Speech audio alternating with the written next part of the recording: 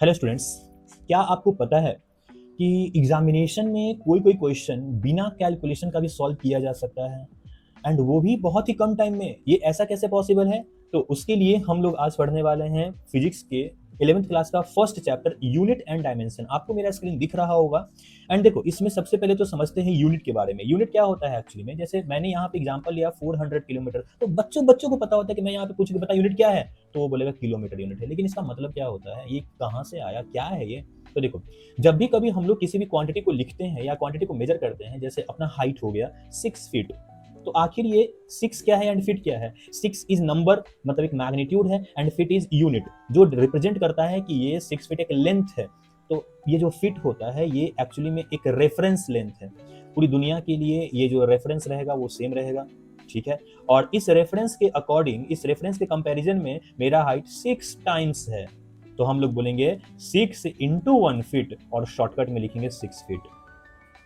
समझ में आई बात? अगर हम लोगों ने 400 किलोमीटर लिखा है, किसी दो सिटी के बीच का डिस्टेंस है ये, तो 400 किलोमीटर का मतलब क्या हुआ? किलोमीटर एक रेफरेंस लेंथ माना गया, ठीक है। पूरी दुनिया के लिए सेम होगा ये। और इस लेंथ के कंपैरिजन में जो मेजर्ड लेंथ है वो 400 टाइम्स है। इसका मतलब बोल सकते हैं 400 इंटू 1 किलोमीटर। इसका मतलब हो गया ये 400 किलोमीटर। किलोमीटर रिप्रेजेंट कर रहा लेंथ का एक बेसिक यूनिट, लेंथ का एक रेफरेंस, एंड 400 रिप्रेजेंट कर रहा कि उसके कंपैरिजन में 400 टाइम्स आया है, ठीक है। तो ये होता है 400 किलोमीटर और ये डिस्टेंस रिप्रेजेंट कर रहा है। यूनिट बहुत इंपॉर्टेंट है। यूनिट से ये पता चलता है कि आपने कौन सा क्वांटिटी लिया है। क्या मैं कभी लेंथ को केजी में मेजर कर सकता? नहीं मेजर कर सकता। केजी बना हुआ है मास के लिए, लेंथ के लिए बना हुआ है किलोमीटर, मीटर, फुट, ये सब बना हुआ है, ठीक है। तो देखो, किसी भी क्वांटिटी को मेजर अगर करना है तो क्या क्या दो चीजें इंपॉर्टेंट मिली आपको। एक तो यूनिट होना चाहिए। यूनिट से पता चलता है कि किस टाइप का क्वांटिटी है, और नंबर से पता चलता है कि कितना क्वांटिटी है। बात समझ में आई आपको? जैसे इस पेन का एक मास होगा, ठीक है। अब इस पेन का जो मास है तो हम लोग क्या लिखेंगे? सपोज करो 100 ग्राम, तो 100 ग्राम में ग्राम बताएगा कि क्या था, आपने क्या मेजर किया। अच्छा, मैंने इसका मास मेजर किया, लेकिन कितना आया? 100 आया, मतलब 1 ग्राम के कंपैरिजन में 100 टाइम्स आया, तो इसका फुल क्वांटिटी का अपने को पता चलेगा इसके मास का, ठीक है। मतलब ये हो गया यूनिट ग्राम, एंड ये हो गया नंबर 100 नंबर, ठीक है। तो नंबर इंटू यूनिट बनाता है एक क्वांटिटी, एन इंटू यू, ठीक है। अब यहाँ पे ये N1 U1 equal to N2 U2 आपको दिख रहा होगा, ये एक्चुअली में है क्या? तो देखो, जब भी कभी हम लोग किसी यूनिट को चेंज करते हैं, जैसे 1 मीटर हो गया, 1 मीटर को क्या 100 सेंटीमीटर लिख सकते हैं? बिल्कुल लिख सकते हैं। ये मीटर लेंथ का एक रेफरेंस लाइन है, इस लाइन को हम लोग 1 मीटर बोलेंगे। ये सेंटीमीटर भी लेंथ का एक रेफरेंस लाइन ही है, लेकिन दोनों का रेफरेंस अलग अलग है। सेंटीमीटर बहुत छोटा रेफरेंस लिया जाता है, मीटर एक बड़ा सा रेफरेंस लिया जाता है। तो अगर तुमने मीटर को सेंटीमीटर में चेंज किया तो क्या एक भी 100 के नंबर से चेंज हो जाएगा?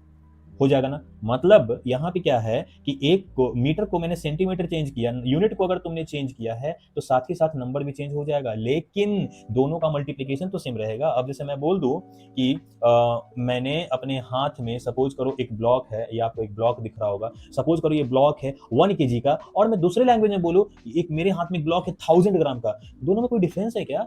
कोई डिफरेंस नहीं है। तो आप 1 kg लिखो या फिर आप 1000 ग्राम लिखो, बात तो बराबर है ना। आपने यूनिट को चेंज कर दिया और साथ ही साथ नंबर भी चेंज हो गया, लेकिन क्वांटिटी तो सेम रहा। तो किसी फिजिकल क्वांटिटी को रिप्रेजेंट करने का तरीका है n इंटू यू, और याद रखना N1 U1 equal to N2 U2। हम लोग यूनिट चेंज करते हैं, साथ ही साथ नंबर भी चेंज होता है। इतना समझ में आया होगा आपको, ठीक है। चलो, सबसे पहले देखते हैं अब कितने टाइप का क्वांटिटी होता है। क्वांटिटी मैंने बताया कि n इंटू यू से रिप्रेजेंट करेंगे, लेकिन कितने टाइप का होता है? तो देखो, सबसे पहला आता है फंडामेंटल क्वांटिटीज, एंड देन होता है डिराइव्ड क्वांटिटीज। पहले समझते हैं फंडामेंटल क्या होता है। चलो बताओ, एक नॉर्मल लैंग्वेज में अगर देखा जाए तो फंडामेंटल का मतलब क्या है? फाउंडेशन। फंडामेंटल मतलब बेसिक।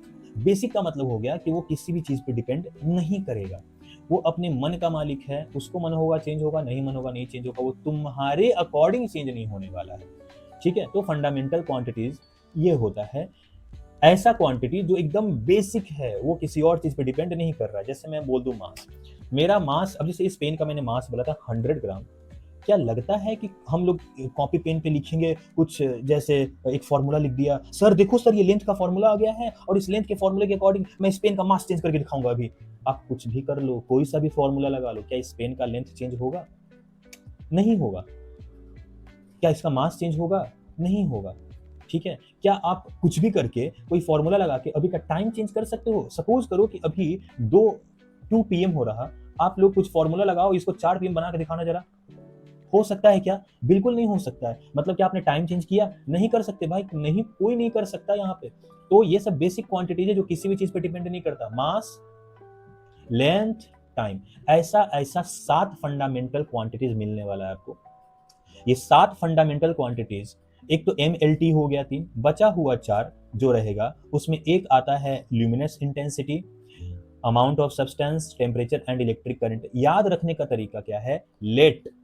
अगर आपने लेट याद रखा तो आपको ये सातों क्वांटिटी याद रहेगा, क्योंकि MLT तो सबको याद रहता है, बचता ये 4 है जो किसी याद नहीं होता। कभी लोग कंफ्यूज हो जाकर कभी टेम्परेचर बोलकर बोलते और पता नहीं 3 क्या था, कभी इलेक्ट्रिक करंट बोलेंगे पता नहीं सर समझ में नहीं आ रहा क्या था। आप लेट याद रखो। लेट, एल से हो जाएगा ल्यूमिनस इंटेंसिटी, ए से हो जाएगा amount of substance, T for temperature, A for electric current. ठीक है, तो यहाँ पे अब सबका यूनिट देख लेते हैं। मास का केजी सबको पता है, ये लेंथ का मीटर सब ऐसा यूनिट में लिख रहा, टाइम का सेकंड, ल्यूमिनस इंटेंसिटी कैंडेला से रिप्रेजेंट करते हैं, अमाउंट ऑफ सब्सटेंस मोल हो जाएगा, टेम्परेचर केल्विन हो जाएगा एंड इलेक्ट्रिक करंट हो जाएगा एम्पियर। आपको साइड में ये दिख रहा होगा, ये सब इग्नोर करो, अभी भूल जाओ कि ये कुछ लिखा हुआ भी था, बाद में पता चलेगा। ओके चलो, तो अब देखते हैं डिराइव्ड क्वांटिटीज। डिराइव्ड क्वांटिटीज का मतलब क्या होता है कि जो फंडामेंटल पे डिपेंड कर रहा है। जैसे यहाँ पे स्पीड लिखा हुआ है, स्पीड कैसे मेजर करते हैं, क्या होता है स्पीड? तो स्पीड ये होता है कि हम लोग जैसे सपोज करो बाइक चला रहे हैं और वो बाइक किसी स्पीड से जा रही है, कैसे पता चला? उस बाइक ने एक पर्टिकुलर टाइम में कितना डिस्टेंस ट्रेवल किया होगा, ये बताएगा स्पीड। मतलब ये क्या डिस्टेंस और टाइम पे डिपेंड कर रहा है क्या? हाँ बिल्कुल कर रहा है ना। मतलब डिस्टेंस कितना था और टाइम कितना लगा, ये दोनों ही बताएगा कि स्पीड कितना है। ओके, तो क्या स्पीड लेंथ और टाइम दोनों पे डिपेंड कर रहा? मतलब fundamental, m for length meter and s for second time. Length भी फंडामेंटल, टाइम भी फंडामेंटल।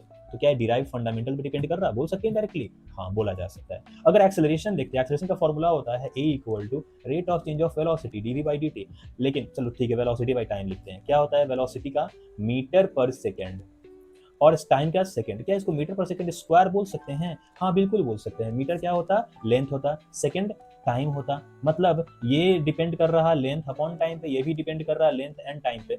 एक बात बताना, हम लोग अब कैसे डिफरेंशिएट कर पाएंगे कि कोई भी क्वांटिटी जो दिया हुआ है वो स्पीड है या एक्सेलरेशन है? क्योंकि यहाँ स्पीड में देख रहे हैं लेंथ और टाइम पे डिपेंड कर रहा, एक्सेलरेशन देख रहे हैं वो भी लेंथ एंड टाइम पे डिपेंड कर रहा। हो सकता है कि कोई और क्वांटिटी आ जाए और वो भी लेंथ और टाइम पे डिपेंड कर रहा। तो डिफरेंशिएट कैसे किया जाएगा? तो उसके लिए एक टेक्निक याद रखो, डायमेंशन। डायमेंशन एक ऐसा टूल्स है जिसके के हेल्प से हम लोग किसी भी क्वांटिटीज को सेग्रीगेट कर सकते हैं, उसको डिफरेंशिएट कर सकते हैं कि हाँ ये चीज है, ये वो चीज है। ठीक है, डिफरेंशिएशन में बहुत काम आता है। तो देखो यहाँ पे दोनों में मैं समझ रहा कि दोनों लेंथ एंड टाइम पे डिपेंड तो कर रहा है, लेकिन क्या एक डिफरेंस आपको दिख रहा है? जरा देखो और मुझे बताओ, क्या एक डिफरेंस आपको दिख रहा है? चलो मैं बताता, यहाँ पे है लेंथ और है टाइम, यहाँ पे है लेंथ और टाइम का स्क्वायर, मिल गया डिफरेंस। इस डिफरेंस को लिखने का जो तरीका है वो है डायमेंशन। मतलब ये है फंडामेंटल, ये भी फंडामेंटल, ये फंडामेंटल, ये भी फंडामेंटल, लेकिन फंडामेंटल पे जो पावर है वो अलग अलग है। तो किस किस फंडामेंटल पे कितना पावर आना चाहिए, किस फंडामेंटल पे कितना पावर आना चाहिए कि वो क्वांटिटी एक्सेलरेशन को रिप्रेजेंट करेगा या स्पीड को रिप्रेजेंट करेगा या किसी और को रिप्रेजेंट करेगा, उसको बोलते हैं हम लोग डायमेंशन। ठीक, डायमेंशन बोलते हैं उसको। तो एक यहाँ पे समझो क्या लिखा हुआ है, dimension of any physical quantity. किसी फिजिकल क्वांटिटी का डायमेंशन है वो एक्चुअली में है क्या? फंडामेंटल क्वांटिटीज पे डिपेंड कर रहा वो। अब ये भी देखा, अब फंडामेंटल क्वांटिटीज पे हम लोग पावर कितना रेज कर सकते हैं कि वो फिजिकल क्वांटिटीज रिप्रेजेंट कर पाए। जैसे स्पीड, स्पीड डिपेंड कर रहा लेंथ एंड टाइम पे। लेंथ पे पावर 1, टाइम पे पावर -1। तब पता चलेगा कि अच्छा ये तो स्पीड लिखा हुआ था। तो यही है बात है कि dimension of the physical quantities are the powers to which the fundamental quantities must be raised. Fundamental quantity पे रेज करना चाहिए उतना पावर कि वो फिजिकल क्वांटिटीज को रिप्रेजेंट कर पाए बेचारा। समझ में आया आपको? अब जैसे स्पीड है डिस्टेंस अपॉन टाइम, डिस्टेंस का हो जाएगा एल और टी। ये कैसे पता चला आपको? अरे ये ऊपर में लिखा था, मैंने बोला था ना जो इग्नोर करके चलो, अब इग्नोर नहीं करो। मास है केजी, एम से रिप्रेजेंट करेंगे, लेंथ है मीटर, एल से रिप्रेजेंट करेंगे, टाइम है टी से। कितना इजी है ना, मास को एम से, लेंथ को एल से, टी को टी से। कितना इजी है ना। एक एक कंफ्यूजन होता है, एक मीटर का एम है, एक मास का एम है। मीटर का एम लेंथ है, तो आप लोग इंच में झटका मत खाना, वो जो m लिखा है स्मॉल m, ये यूनिट लिखा हुआ है और ये डायमेंशन लिखा हुआ है। डायमेंशन के टर्म में रहा, समझ जाओ m मास को रिप्रेजेंट कर रहा है, यूनिट के टर्म में रहा, समझ जाओ m मीटर को रिप्रेजेंट कर रहा है, लेंथ को रिप्रेजेंट कर रहा है। तो इसमें धोखा नहीं खाना आप लोग, ठीक है। तो चलो देखो ध्यान से, तो यहाँ पे समझ में आ गया कि फंडामेंटल क्वांटिटीज को हम कितना पावर रेज करेंगे कि वो फिजिकल क्वांटिटीज को रिप्रेजेंट कर पाएगा, ठीक है।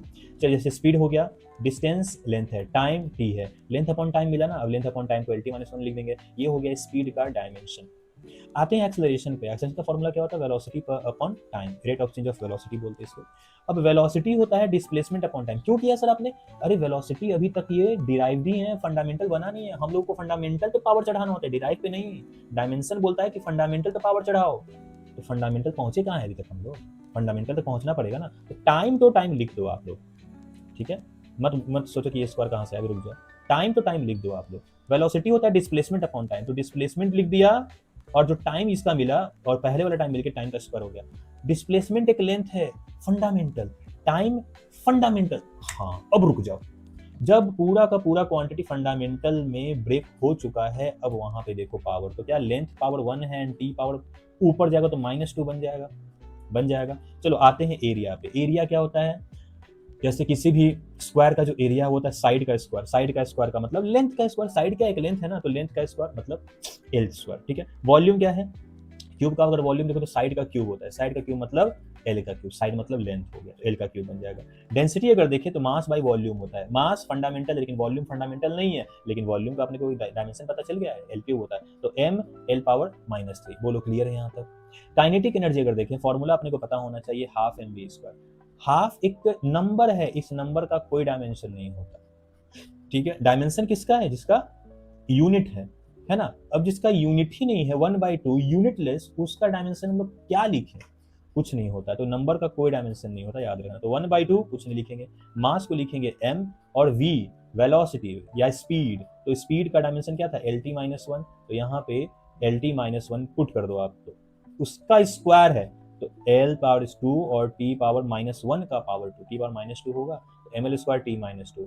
एक चीज याद रखना है, आपको मैंने काइनेटिक एनर्जी दिखाया ना, कोई सा भी एनर्जी आपको मिले, electrical energy, chemical energy, mechanical energy, potential energy, spring energy, कोई भी एनर्जी हो, डायमेंशन हमेशा एक ही रहेगा, ml स्क्वायर T-2, ठीक है। जैसे यहाँ पे मैंने फोर्स लिखा ना, ML-T-2। अब जैसे किसी के ऊपर फ्रिक्शन फोर्स लग रहा है, उसका सपोज करो ये डायमेंशन है, अगर नॉर्मल फोर्स लग रहा है तो क्या डायमेंशन चेंज हो जाएगा? नहीं चेंज होगा, डायमेंशन सबका सेम रहेगा, ठीक है। आप किसी को जाकर एक थप्पड़ लगा दिए, वो कितना फोर्स होगा, जो भी फोर्स होगा उसका डायमेंशन क्या होगा? ये सेम डायमेंशन होगा। तो कोई भी फोर्स हो डायमेंशन सेम, कोई भी एनर्जी हो डायमेंशन सेम। समझ में आया आपको? ओके चलो, स्पीड अभी भी देखा, LT-1 हो जाएगा, डिस्टेंस अपॉन टाइम। पावर का फॉर्मूला होता है एनर्जी अपॉन टाइम। अभी अभी देखा है एनर्जी के बारे में, यहाँ काइनेटिक एनर्जी हो, कोई सा भी एनर्जी हो, ml square T-2 and upon time, ml square T-2 upon time में क्या T पर -3 बन जाएगा? समझ रहा हो आपको? प्रेशर का फॉर्मूला होता है फोर्स अपॉन एरिया। फोर्स अभी देखा, अरे सर देख लिया सर। एरिया अभी भी देखा, ऊपर में कहाँ गया? हाँ यहाँ एल स्क्वायर। तो क्या फोर्स का जो भी डायमेंशन है उसको एल स्क्वायर से डिवाइड कर देंगे, ये मिल जाएगा अपने को, मिलेगा ना। चलो इंटेंसिटी का मतलब होता है पावर अपॉन एरिया।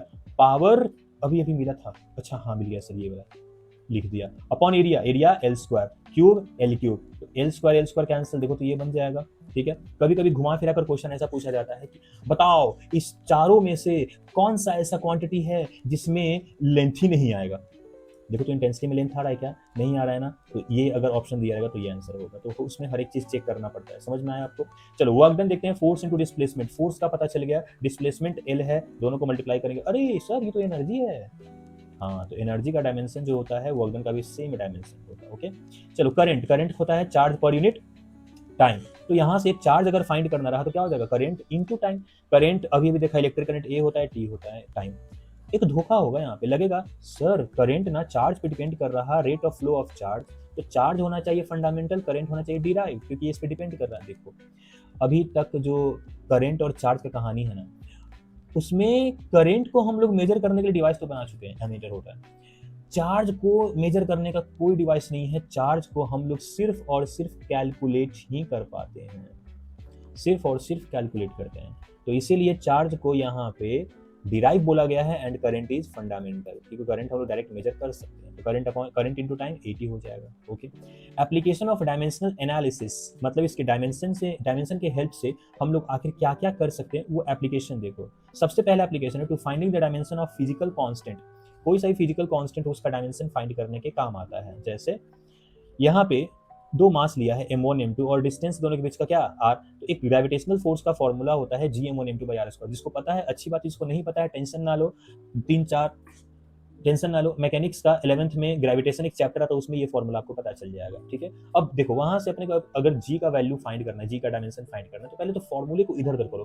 तो जी अगर छोड़ते हैं यहाँ पे तो f इंटू आर स्क्वायर बनेगा अपॉन m1 m2 बनेगा, लिख दिया। जी का डायमेंशन यहाँ पे f फोर्स है, अरे पता है अपने को क्या होता है, अरे ये भी पता है, अरे ये भी पता है, मास का स्क्वायर। ओके, तो यहाँ पे इसको सॉल्व करोगे ये आंसर मिलेगा। तो जी मिल गया ना इजिली, है ना। अगर हम लोगों ने ये इक्वेशन देखा है equal to k q1 q2 r square, k को छोड़ दो क्या हो जाएगा f r square q1 q2, f force अपने को पता है, r स्क्वायर पता है, q1 पता है, q एक चार्ज होता है तो क्या चार्ज का स्क्वायर हो जाएगा, और चार्ज मैंने ऊपर क्या बताया है, charge equal to a into t, तो यहाँ पे a इंटू टी पुट कर देंगे। बोलो क्लियर है क्या, ठीक है। चलो आते हैं पीवी इक्वल टू एनआरटी पे। अगर अपने को यहाँ पे आर होता है गैस कांस्टेंट, जिसमें यहाँ पे प्रेशर है, वॉल्यूम है, मोल्स है, टेम्परेचर है और गैस कांस्टेंट है, इस कांस्टेंट का डायमेंशन चाहिए अपने को, ठीक है। तो R equal to PV by NT लिख सकते हैं, बिल्कुल लिख सकते हैं। अब ये R equal to PV by NT में पी है प्रेशर, प्रेशर पता चला क्या, हाँ पता चला हुआ है प्रेशर, है ना। वॉल्यूम अपने को पता है, n number of moles, T temperature मतलब केल्विन, सब कुछ पता है, पुट करोगे आंसर आएगा, बस मल्टीप्लाई और डिवाइड है और कुछ नहीं है ना। चलो तो ये देखो यहाँ पे मैंने केस सॉल्व किया है, अगर आपको नहीं सॉल्व हुआ होगा यहाँ पे ध्यान देना, ऐसे सॉल्व करते हैं। एफ लिखा, आर स्क्वायर लिखा है, Q1 Q2 लिखा, मल्टीप्लाई किया, इतना आंसर आएगा, ठीक है। देखो अभी आप लोग को ऐसा मन में लग रहा होगा कि सर बहुत सारा फॉर्मूला तो अपने को पता ही नहीं है, देखा भी नहीं है, ये सब 10th में तो था नहीं। हाँ मुझे पता है 10th में नहीं था, लेकिन ये सब जो फॉर्मूला है ना, वो फॉर्मूला आपको पता चल जाएगा 12th में, लेकिन ये यूनिट डायमेंशन तो 11th में है।